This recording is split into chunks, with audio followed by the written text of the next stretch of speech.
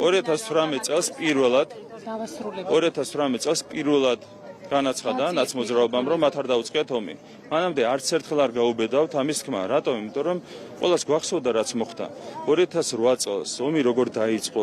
რა ხდებოდა 2008 წლის დილიდან, როდესაც გვიცხადებდა ჩვენ პირადად სააკაშვილი გვიცხადებდნენ იაკობაშვილი, ლომია და სხვები, რომ ისინი იღებდნენ სოფელ-სოფელზე დასახლებაზე ისინი ათავისუფლებდნენ ცხინვალის რეგიონს, რუსები კარგად იქცეოდნენ და სეპარატისტები იყვნენ წოდები და შემდეგ. ეს ხო ყველას გვახსოვდა.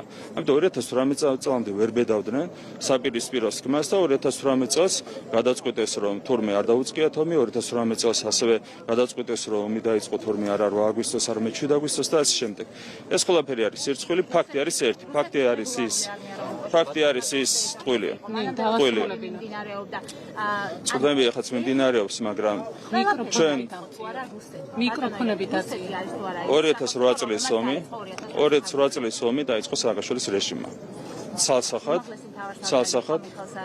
ის იყო გაყალბებული გზით დარჩენილი პრეზიდენტის თანამდებობაზე და მოღალატემ გაყალბებული გზით დარჩენილმა მოღალატემ უცხოელმა აგენტმა 2008 წელს შეასრულა დავალება და დაიწყო ომი. ის იყო მოღალატე. არა. სააკაშვილის მე განმარტე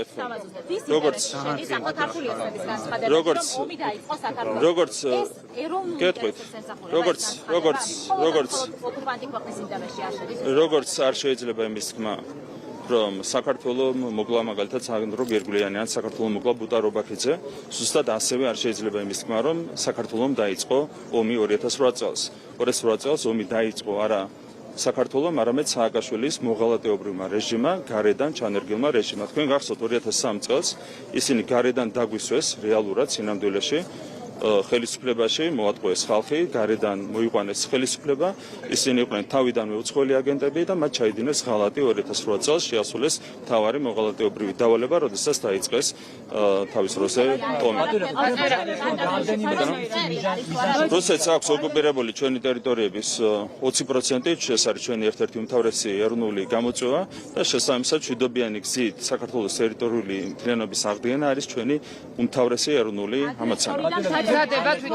რუსეთმა განახორციელა ჩვენი ტერიტორიების ოკუპაცია, რა თქმა უნდა, ვერავით არის ღალატი სააკაშვილის მხრიდან და ნაცმოძრაობის მხრიდან ვერ გაამართლებს და არ გაამართლებს იმ ოკუპაციას, რომელიც განხორციელდა რუსეთის ფედერაციის მხრიდან.